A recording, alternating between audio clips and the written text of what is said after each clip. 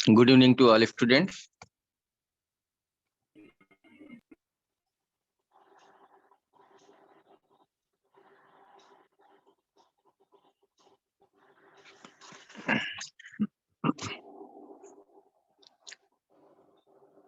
तो सारे स्टूडेंट्स का स्वागत है और हम लोग पढ़ रहे हैं एंजाइना। ठीक है, एंजाइना मेनली कल मैंने बताया कि ये कार्डियक मसल में पेन होता है, हार्ट के मस्कुलेचर में पेन होता है। और पेन क्यों होता है? क्योंकि जितना ऑक्सीजन ब्लड के थ्रू मिलना चाहिए उतना ऑक्सीजन नहीं मिल पाता। मेन दो कारण हमने बताए थे, या तो एथेरोमा हो जाता है या वैसोस्पाज्म हो जाता है।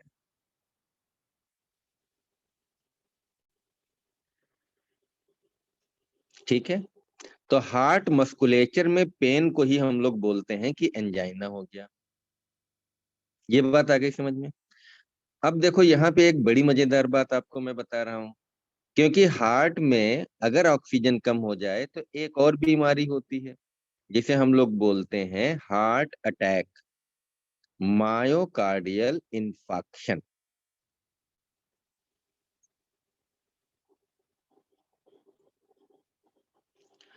अब मुद्दे की बात क्या है कि एंजाइना और एमआई में क्या फर्क है।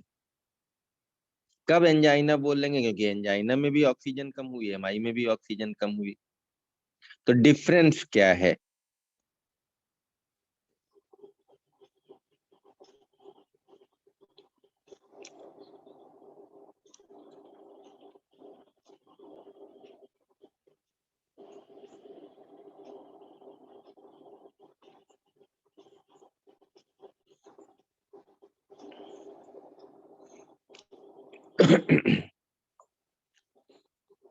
तो बहुत कम लोगों को पता है, और जो मोस्ट अप्रोप्रिएट आंसर है वो सचिन शर्मा का है।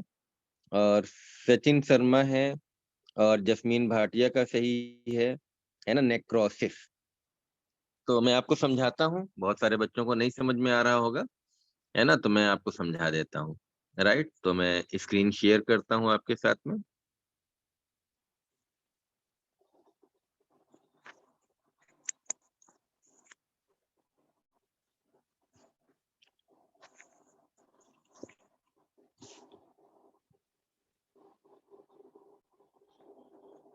और पहले मैं आपको यही बता देता हूँ डिफरेंस। BW का मतलब बिटवीन, एंजाइना एंड एमआई। ठीक है,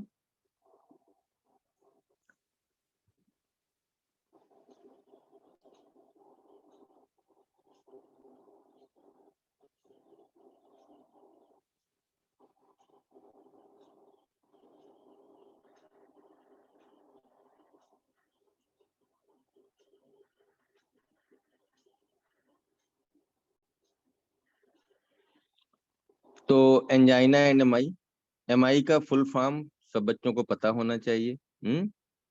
कोई नया वर्ड नहीं है, बहुत बार मैं बता चुका हूँ। Myocardial infarction.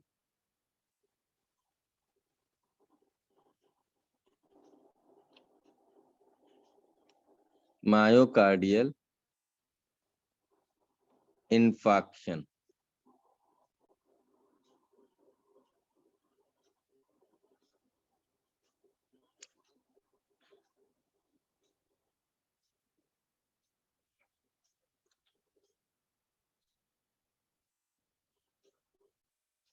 ठीक है, ये इन्फाक्शन की स्पेलिंग आप लोग देख लेना। मायोकार्डियल, मायोकार्डियल का मतलब है हार्ट, और इन्फाक्शन, इन्फाक्शन का मतलब होता है इस्चेमिक नेक्रोसिस। अब नेक्रोसिस का मतलब क्या होता है? नेक्रोसिस का मतलब होता है, या मैं यहीं पे लिख देता हूं, नेक्रोसिस का मतलब होता है tissue death,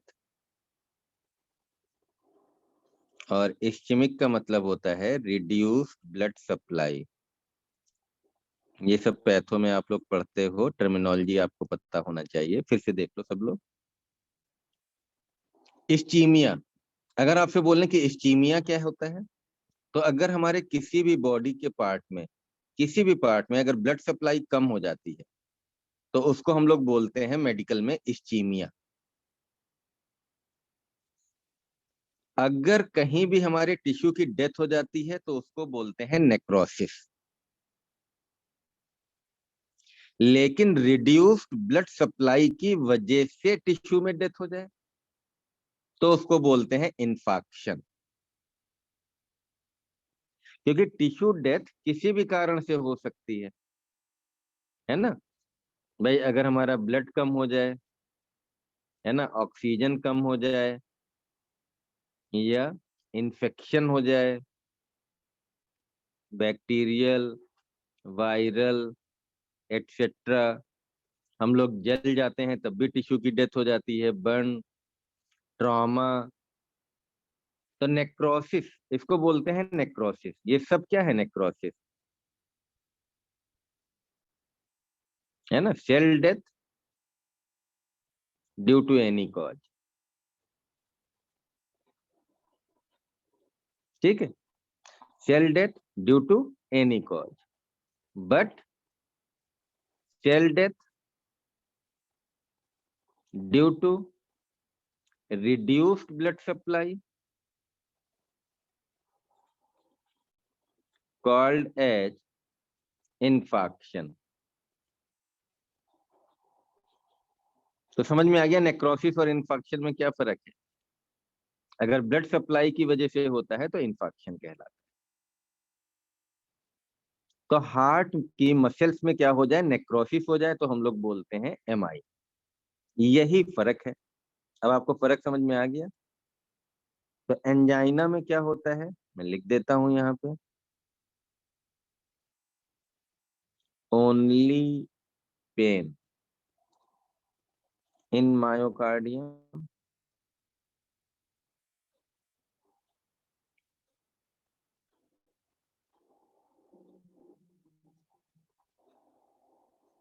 but no necrosis. इतना इसमें बस ऑक्सीजन या ब्लड कम होगा कि सिर्फ दर्द होगा, है ना, सेल डेथ नहीं होगी। लेकिन एमआई में क्या होता है, एमआई में pain as well as necrosis will be present.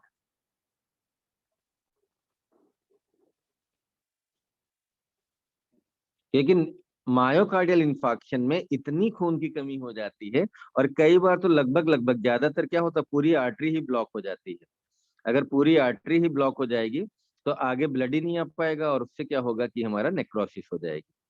तो ये फर्क है, इसमें नेक्रोसिस है और इसमें नेक्रोसिस नहीं है। तो इन दोनों बीमारियों का अंतर आप समझ दो, बाकी सब चीजें लगभग सेम है ना, दोनों में खून की कमी होती है। ये समझ में आ गया होगा। अब आप देखो, ये डायग्राम हमने कल आपको बताया था, कई बच्चों ने, मैं पीडीएफ शेयर करना भूल गया था, है ना। जैसे यहाँ पे आप देखोगे, ये रेस्टिंग कंडीशन की कोरोनरी आर्टरी है आपकी। लेकिन जब आप एक्सरसाइज करते हैं, तो ये जो आपका डायमीटर है, ये क्या हो गया, बड़ा हो गया। क्यों हो गया, क्योंकि ये डायलेट हो गई। कोरोनरी आर्टरी आपकी क्या होती है, डायलेट हो जाती है, और जिसकी वजह से फ्लो क्या होगा, इंक्रीज होगा। और जो छोटी छोटी आर्टरी हैं, जिनको हम लोग रेजिस्टेंस वेसल्स बोलते हैं, या आर्टीरियोल्स जो होते हैं, ये भी थोड़ा बहुत डायलेट हो जाते हैं। ये नॉर्मल कहानी है। अब देखो आप, ये है क्लासिकल एंजाइना। यहाँ पे क्या है, एथेरोमा। अंदर क्या बन गया, एथेरोमा। एथेरोमा बनने से क्या हुआ कि फ्लो नॉट इंक्रीज, अब ब्लड फ्लो नहीं बढ़ पाएगा। ये है यहाँ पे दिक्कत। ठीक है, इस वजह से यहाँ पे क्या होगा जब फ्लो नहीं बढ़ेगा तो इसी वजह से अल्टीमेटली क्या होगा, पेन होने लगता है, pen in myocardium.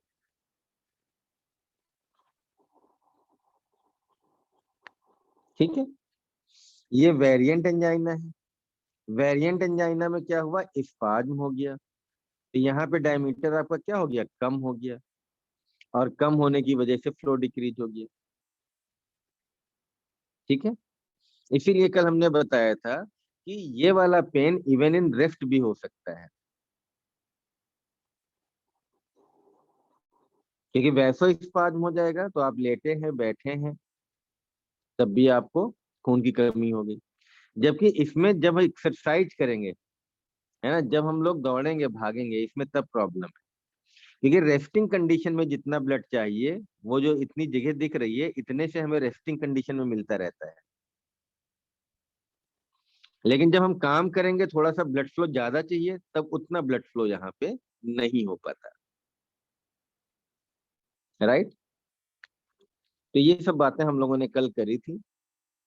Video Sunday तक या सैटरडे को डाउनलोड हो जाएंगे, तो मैं उस पे अपलोड करा देंगे, आप लोग देख लेना। कुछ अगर नए बच्चे हों तो वो लोग भी देख लेंगे। पूरी क्लास देखोगे तो आपको समझ में आ जाएगा। अब आप देखो दवाइयाँ कौन कौन सी होती हैं। तो दवाइयाँ जो है, कल मैंने चार्ट लगाया था, शायद यहीं पे पहले पेज में ही है। हाँ, ये एंजाइना के लिए आपके पास इतनी सारी दवाइयाँ हैं। पहली है आपके पास नाइट्रेट। नाइट्रेट आपके पास कैसे हैं, short acting and long acting. ठीक है, और इनको हम सब लिंगुअल दे सकते हैं, मतलब जीभ के नीचे, और ओरल दे सकते हैं, यानी कि टेबलेट जो सीधे मुंह से हम लोग पानी के साथ खा लें। फिर आपके पास नंबर 2 बीटा ब्लॉकर है, नंबर 3 कैल्शियम चैनल ब्लॉकर है, नंबर 4 पोटेशियम चैनल ओपनर है, और कुछ अदर मिसलेनियस है, ट्राइमेटाजिडीन, रेनोलाजीन, इवाब्रेडिन, डाइपैराडामोल। तो ये सब कुछ हमारी सेपरेट ड्रग। अब 5 टाइप की आपके पास दवाइयां हैं, तो इनमें से कौन सी दवाई जब मरीज आएगा तो हम लोग यूज करेंगे। नाइट्रेट को आप लोग बोल सकते हो कि ये मेन दवा है ना, सबसे नंबर 1 पे है तो मेन है। अब नाइट्रेट कैसे काम करती है, क्या है, कैसे एंजाइना का पेन खत्म हो जाता है, ये हम लोग समझने की कोशिश करेंगे। लेकिन उससे पहले मैं आपको थोड़ी सी एनाटॉमी बता दूं।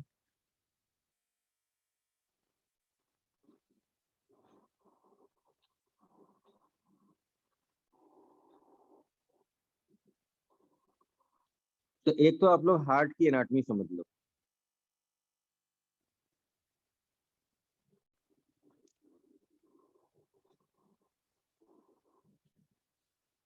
ये आपका हार्ट होता है, और इस हार्ट में आपके पास सामने से जब हम देखते हैं तो 3 चैम्बर दिखते हैं। ये वाला कहलाता है आपका राइट एट्रियम, ये कहलाता है आपका लेफ्ट वेंट्रिकल, और ये है आपका राइट वेंट्रिकल। ठीक है, जो लेफ्ट एट्रियम है वो चैम्बर नहीं दिखता, क्योंकि वो पीछे के साइड में होता है। राइट,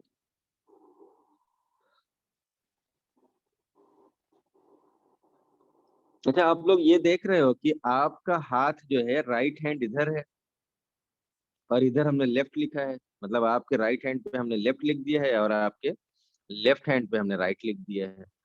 ऐसा क्यों, ये सही है या गलत है?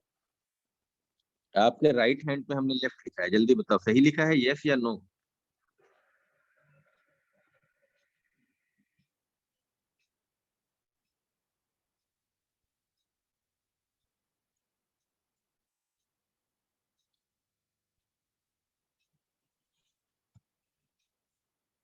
तो ऐसा क्यों भाई, सही है तो क्यों सही है? क्योंकि आपके दाहिने हाथ पे हमने बायां लिख दिया है और बाएं हाथ पे दाहिना लिख दिया है।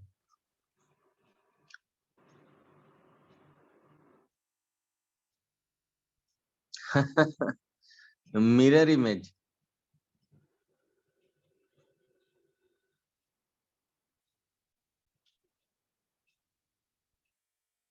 Yes, V.N. Dixit. It is because of anatomical position. Anatomical position. हम लोग कुछ भी पढ़ते हैं तो हम लोग एनाटॉमिकल पोजीशन में पढ़ते हैं, ये आपको पता होना चाहिए। और एनाटॉमिकल पोजीशन में जब हम देखते हैं तो हम मरीज को ऐसे खड़ा करते हैं अपने सामने, ये है ना। एनाटॉमी में को पढ़ाया जाता है आपको कि हैंड कैसे होंगे और हाथ कैसे होंगे, अंगूठा कैसे होगा, तो हम मरीज को ऐसे रखते हैं, ठीक है।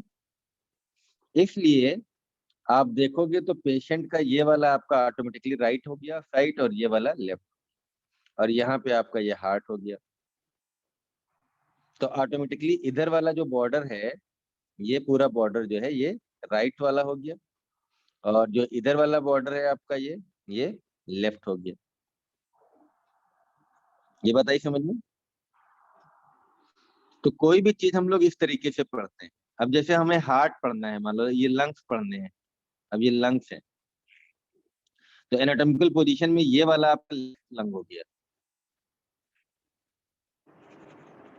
और ये आपका राइट लंग। तो समझ में आया आपको, क्योंकि ये मरीज का ये कौन सा हैंड है, ये लेफ्ट हैंड है, ये कौन सा है, ये राइट हैंड। समझ में आ रहा है आपको, तो ये हार्ट की पोजीशन होती है। अब आप देखो, क्योंकि एनाटॉमी जब तक नहीं समझोगे तब तक कुछ समझ में नहीं आएगा, ठीक है। तो मैं फिर से बना देता हूं, ये है हम लोगों का दिल, हम लोग करने वाले हैं दिल की बातें। और दिल की बातें अगर हम लोग कर रहे हैं तो आप देखो कि यहाँ पे राइट वेंट्रिकल से ये आपका ब्लड निकलता है, ठीक है। और ये ब्लड ऑक्सीजनेशन के लिए फेफड़े में चला जाता है।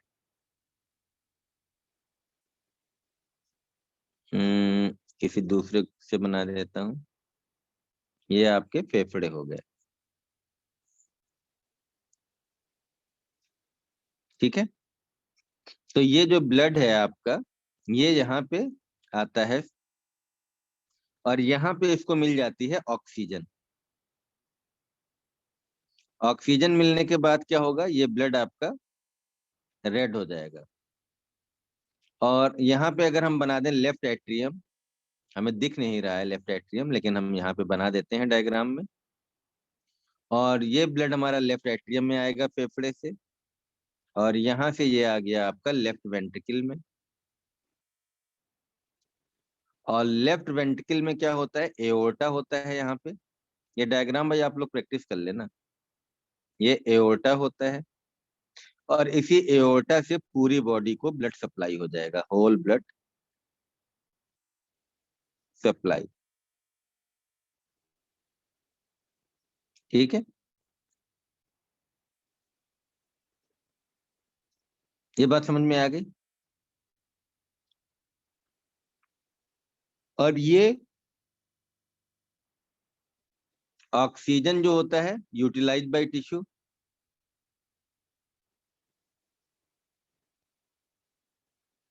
And deoxygenated blood return to heart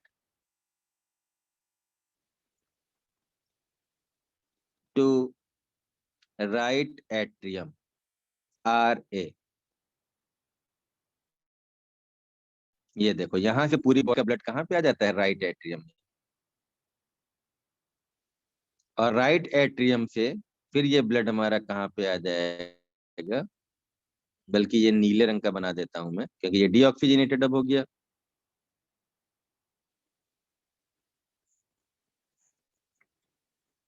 तो ये डीऑक्सीजनेटेड ब्लड आ गया, और ये आ गया आपका राइट एट्रियम में। और फिर आपका ये राइट वेंट्रिकल है, तो यहाँ से आपका आ गया राइट वेंट्रिकल।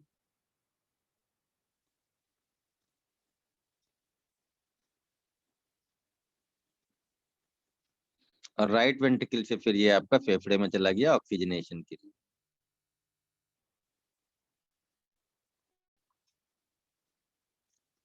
आप लोग कई बार ना ये 4 डब्बे बना लेते हो,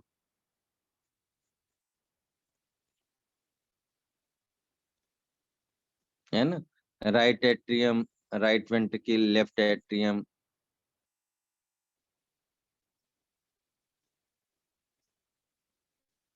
नहीं, कैसे बनाते हो आप लोग?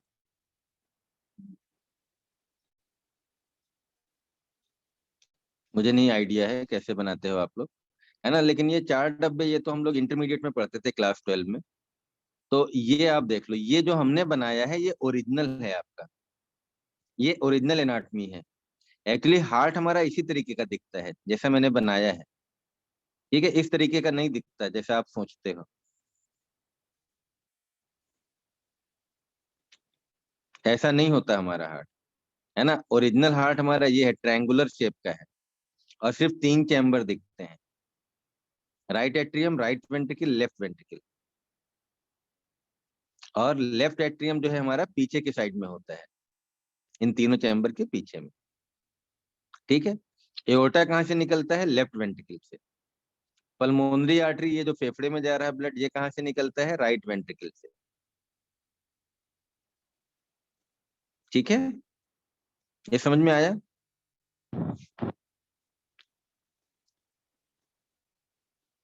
इसको आप ऐसे भी समझ सकते हो, मैं थोड़ा सा बता ही देता हूँ, नहीं तो आप लोग पता नहीं कितना कर पाओगे, अभी तो मुझे बहुत बार पढ़ाना पड़ेगा।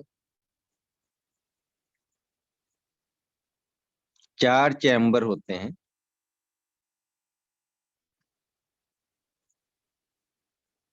2 एट्रियम एंड 2 वेंट्रिकल्स।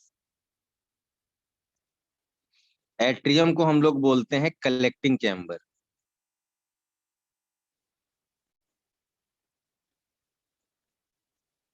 ठीक है? एक होता है हमारा राइट एट्रियम और एक होता है हमारा लेफ्ट एट्रियम। कलेक्टिंग चैम्बर क्यों बोलते हैं, समझ में आया?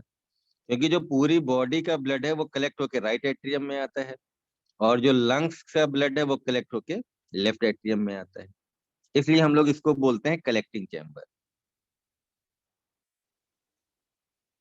वेंट्रिकल्स को बोलते हैं इजेक्टिंग चैम्बर। इजेक्शन, ब्लड को निकाल देता है। और यहाँ पे हमारा एक लेफ्ट वेंट्रिकल होता है, राइट वेंट्रिकल होता है, और एक लेफ्ट वेंट्रिकल होता है। राइट वेंट्रिकल से ब्लड निकलता है तो कहाँ जाता है? लंग्स में जाता है। और लेफ्ट वेंट्रिकल से निकलता है तो पूरी बॉडी में जाता है, एओर्टा के थ्रू। तो वेंट्रिकल्स को हम लोग बोलते हैं इजेक्टिंग चैम्बर, और एट्रियम को बोलते हैं हम लोग कलेक्टिंग चैम्बर। इसमें ब्लड इकट्ठा हो रहा है, और वेंट्रिकल से ब्लड हम जो है पूरी, एक बार लंग को सप्लाई कर रहे हैं, एक बार हम लोग पूरी बॉडी को सप्लाई कर रहे हैं, ठीक है? तो हार्ट के बारे में कुछ समझ में आया एनाटमी? धीमे धीमे मैं हार्ट की एनाटमी आपको पढ़ा दूंगा।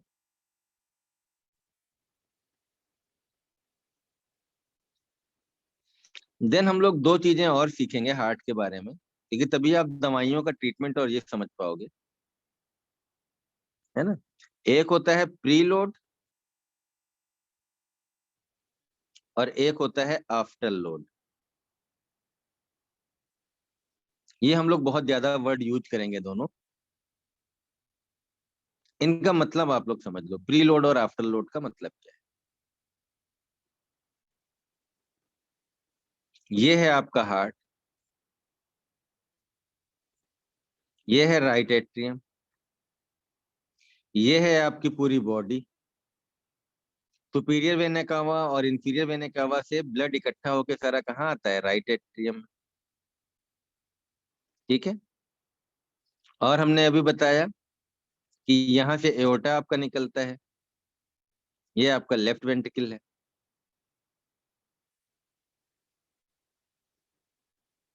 ठीक है? तो ये प्री लोड हम लोग किसे बोलते हैं?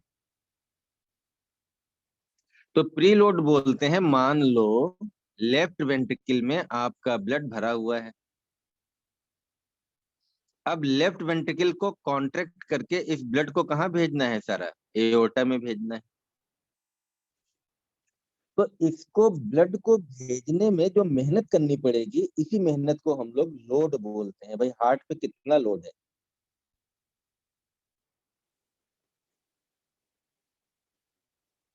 अगर नॉर्मली हम लोग बात करें तो मैं आपको बता दूं, ये बात भी बता देता हूं, आप रफली एक याद कर सकते हो कि लेफ्ट वेंट्रिकल में जो टोटल ब्लड होता है वो 120 ml होता है। और जब दिल धड़कता है तो निकल के इसमें 70 ml हमारा निकल जाता है। और 50 ml आपका क्या रह जाता है, रह जाता है। 50 ml जो हार्ट में रह जाता है इसको हम लोग बोलते हैं रेजिडुअल वॉल्यूम। क्योंकि ये हमारा जो है पूरा कभी भी नहीं खाली होता कि जीरो हो जाए। ठीक है। इससे पहले कि हम लोग प्रीलोड और आफ्टर लोड और भी समझें तो हम लोग दो वर्ड और सीख लें, सिस्टोल एंड डायस्टोल। एक्चुअली में फिजियोलॉजी आपको पढ़ानी पड़ रही है, क्योंकि हम ये सब वर्ड बोलेंगे तो बहुत सारे बच्चों को समझ में नहीं आए। तो हार्ट के रिलेशन में दो वर्ड हम लोग यूज करते हैं, सिस्टोल एंड डायस्टोल। जल्दी से चैट सेक्शन में बताओ, what is the systole.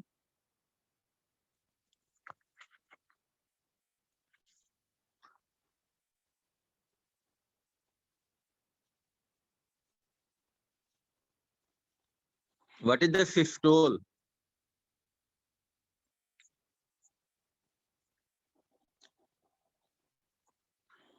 Deepika Chauhan, Shifa Kausar, Ranjan, Nilesh, Afzal Khan, कुसुम,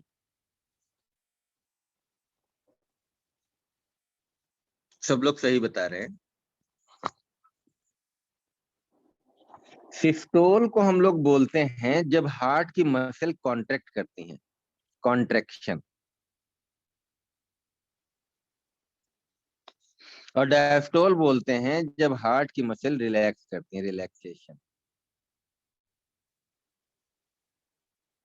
अब आप देखो, अगर हमारी हार्ट की मसल कॉन्ट्रैक्ट करेंगी, मान लो ये लेफ्ट वेंट्रिकल है और ये लेफ्ट वेंट्रिकल का जो मस्कुलेचर, ये जो बैग है, ये कॉन्ट्रैक्ट कर जाए, इसके अंदर ब्लड भरा हुआ है। अब ये मसल्स जो हैं, ये वाली मसल्स ये कॉन्ट्रैक्ट कर रही हैं, तो ब्लड क्या होगा, निकलेगा या ब्लड कलेक्ट हो जाएगा। तो कॉन्ट्रैक्शन से क्या होगा, ejection of blood, ejection of blood. और जब ये मसल रिलैक्स करेंगी, रिलैक्स का मतलब है कि इधर उधर फिर फैल जाती हैं चारों तरफ से, उसमें वॉल्व ओपन हो जाते हैं और ये निगेटिव प्रेशर क्रिएट होगा जिसकी वजह से ब्लड खींच खींच के इकट्ठा हो जाएगा। तो जब मसल रिलैक्स करती हैं तो उस समय क्या होता है, कलेक्शन ऑफ ब्लड।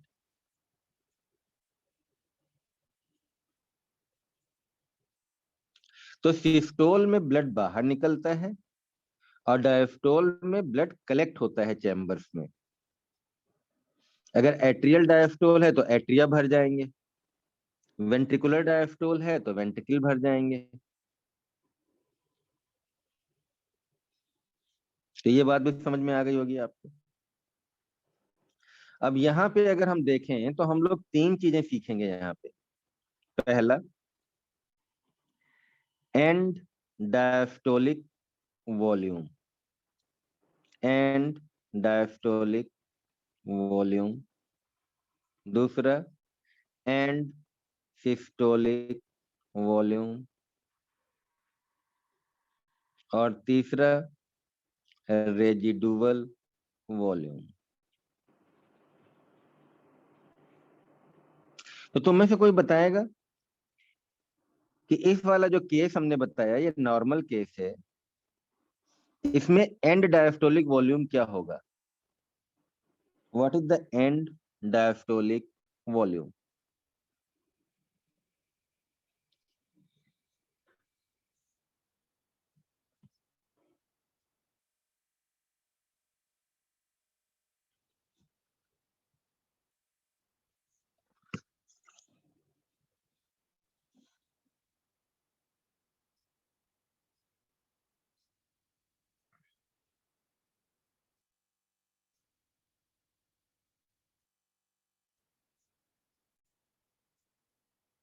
तो डायस्टोल का मतलब है, डायस्टोल का मतलब क्या था, रिलैक्स करना। डायस्टोल का मतलब रिलैक्स करना, रिलैक्स में फिलिंग हो रही है, तो टोटल फिलिंग के बाद कितना ब्लड आ गया? तो टोटल जो फिलिंग के बाद है वो कितना था? 120 ml था। तो and diastolic volume is 120 ml।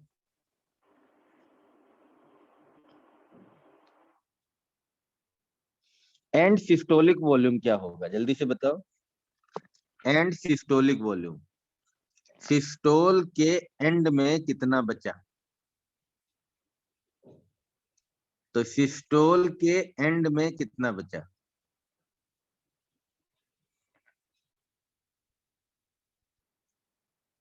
तो सिस्टोल के एंड में कितना बचा? क्योंकि 70 ml निकल गया, तो कितना बचा? 50 ml। और इसी को हम लोग रेजिडुअल वॉल्यूम भी बोल सकते हैं। तो and systolic volume and residual volume एक ही हो गया। कार्डियक आउटपुट पूछा जाता है, what is the cardiac output? तो कार्डियक आउटपुट इज 70 ml पर बीट। एक धड़कन में 70 ml ब्लड बाहर निकल जाता है, इसको हम लोग बोलते हैं कार्डियक आउटपुट। हम लोग पर मिनट भी कैलकुलेट कर सकते हैं।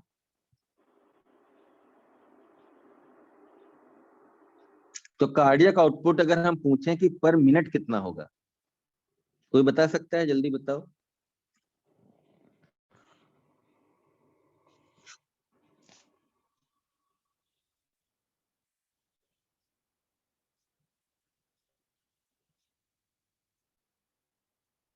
5 litre, 5 litre, 5 litre, about 5 litre. ठीक है, तो आप लोग देखो फिर से। एक धड़कन में 70 ml ब्लड निकलता है, तो हमने पूछा 1 मिनट में कितना निकलेगा। तो 1 मिनट में कितनी धड़कन होती हैं? 72 बीट। तो टोटल कितना हो जाएगा मल्टीप्लाइड बाई 70, क्योंकि एक धड़कन में 70 निकल रहा था। तो 0 7 दूनी 14, तो 540, यानी कि 5040 ml। या हम लोग बोल सकते हैं 5 लीटर पर minute.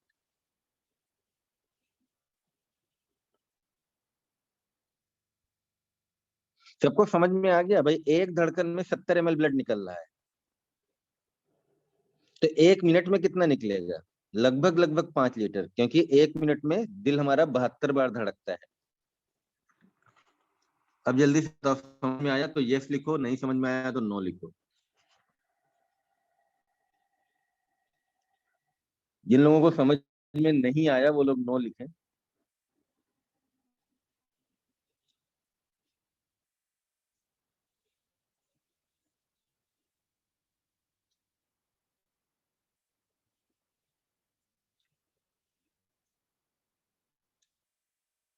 Very good.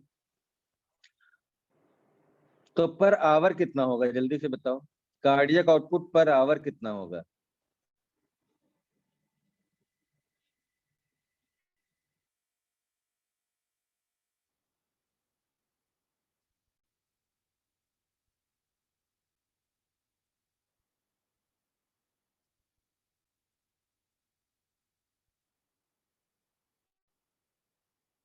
Very good. Nilesh Pandey, very good. Yes.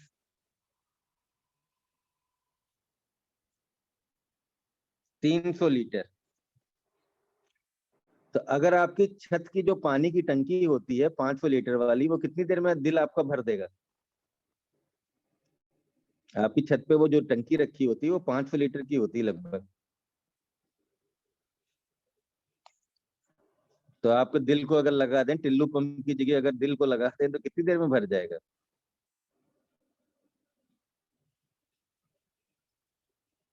तो लगभग 1.5 आवर।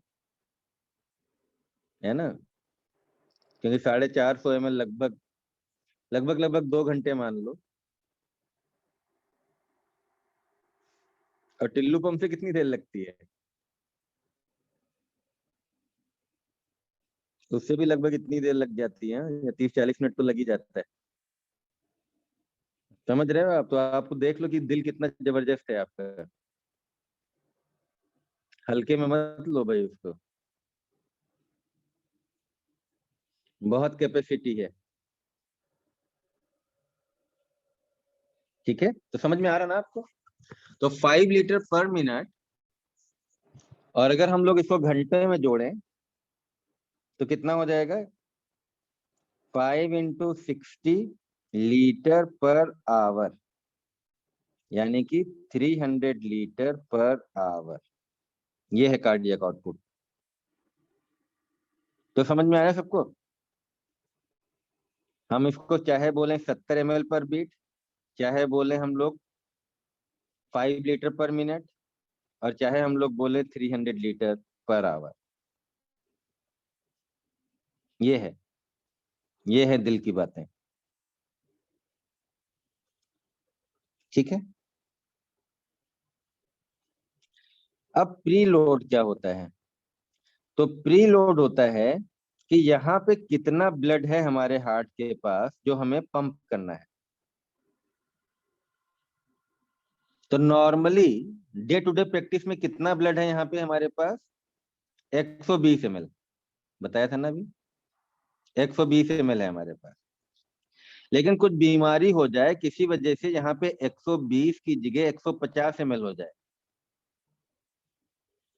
अगर 150 ml हो जाएगा तो अब हमारा जो लेफ्ट वेंट्रिकल है इसको ज्यादा मेहनत करनी पड़ेगी, क्योंकि ब्लड का अमाउंट बढ़ गया है।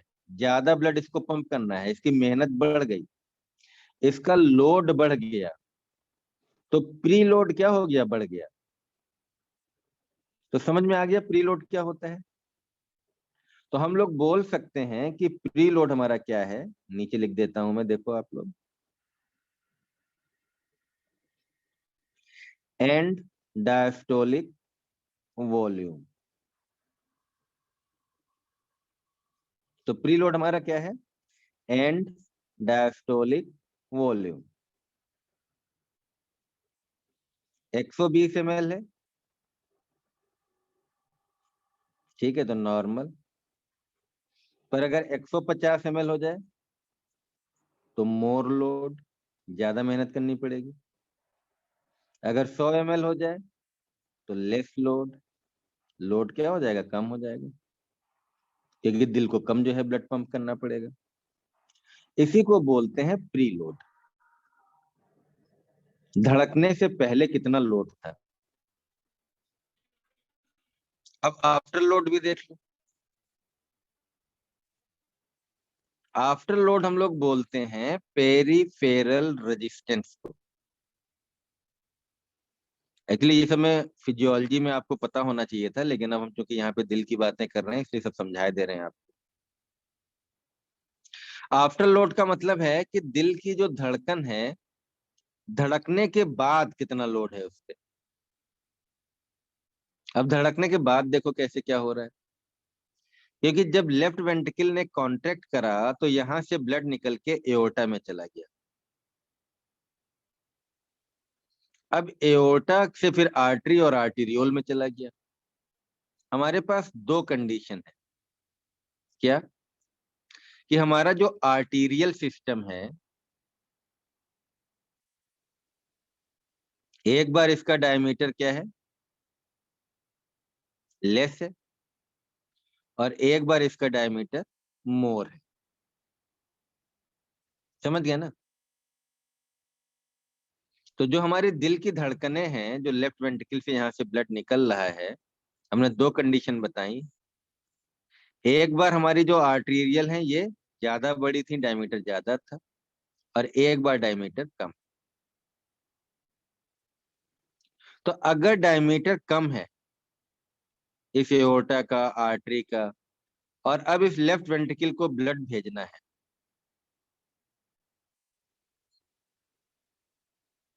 तो हार्ट को ज्यादा मेहनत करनी पड़ेगी या कम मेहनत करनी पड़ेगी? अगर हमारी सारी आर्टरी उनका डायमीटर कम हो जाए तो हार्ट को ज्यादा मेहनत करनी पड़ेगी या हार्ट को कम मेहनत करनी पड़ेगी?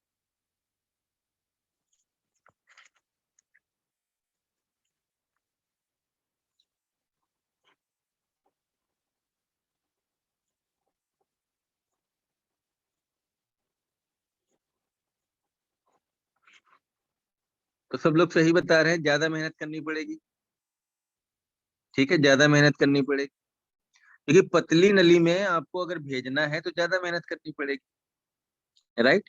इसी को बोलते हैं आफ्टर लोड। इसी को क्या बोलते हैं? आफ्टर लोड,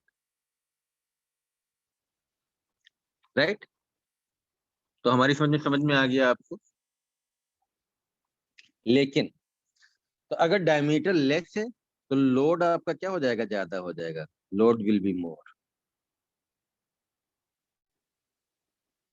और इसमें लोड विल बी लेस।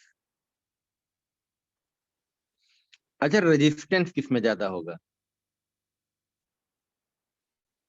पहली वाली कंडीशन में ज्यादा डायमीटर या नैरो वाली? तो अगर हम रेजिस्टेंस बोलें कि ब्लड फ्लो में रेजिस्टेंस है तो रेजिस्टेंस किस में ज्यादा होगा? नैरो या ज्यादा डायमीटर? नैरो। तो अगर हमारा यहाँ पे दो कंडीशन हमने बताई, एक हमने बताया वैसो डायलिटेशन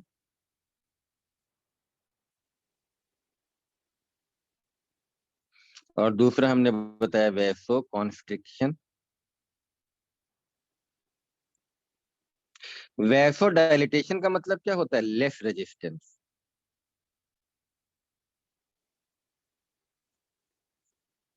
और वैसो कॉन्स्ट्रिक्शन का मतलब क्या है? More resistance.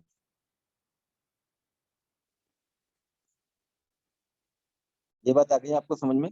तो vaso dilatation and vaso constriction, इसी को हम लोग बोलते हैं आफ्टर लोड। तो if resistance is more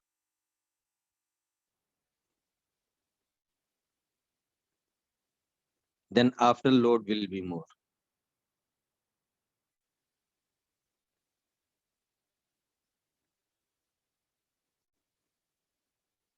If resistance is less, तो after load भी less.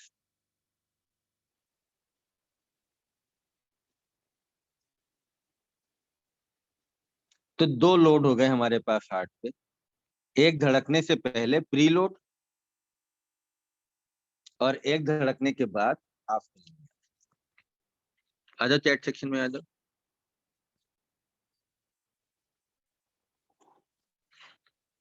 99 लोग थे भाई, 7-8 लोग तो या तो सो गए या समझ में नहीं आ रहा है, क्लास छोड़ के भाग गए।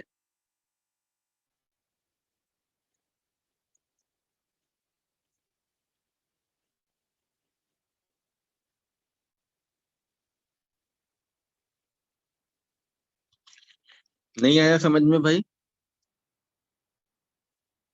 समझ नहीं आ रहा? शारीन नाज। जिन लोगों को नहीं आ रहा भाई नो लिखो।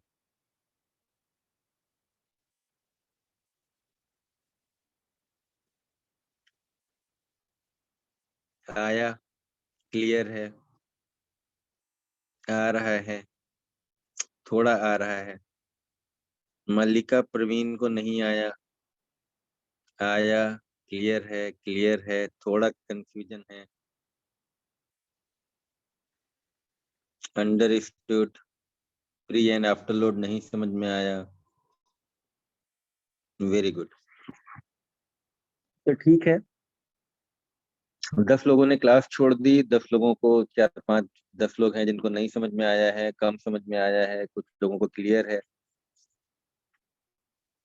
ठीक है, तो वीडियो इसका अपलोड कर देंगे, एक बार और आप लोग सुन लेना। और थोड़ा सा पढ़ना। और जिन लोगों को कंफ्यूजन है, क्योंकि हम लोग तो इसको अब लगातार हफ्ते भर यही करना है, pre load after load, pre load after load, तो सबको समझ में आ जाएगा, है ना।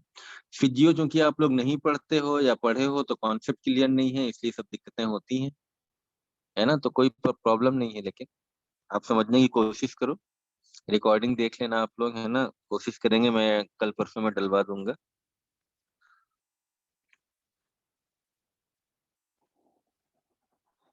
हाँ, एक्चुअली मैंने बताया था ना, एग्जामिनेशन चल रहे हैं, उसका जो बच्चा करता है तो वो आएगा अभी, सैटरडे संडे में घर आएगा तो सारे बैठ के कर देगा। ठीक है, चलो फिर कल हम लोग बात करेंगे। इसको आप लोग पढ़ना, दिल की बातें हैं, जब तक दिल से नहीं पढ़ोगे तो याद नहीं हो पाएंगी। तो थोड़ा सा मन लगा के आप लोग पढ़ो, है ना। तो good night. Good night Sania, Anu. Good night to all. Good night.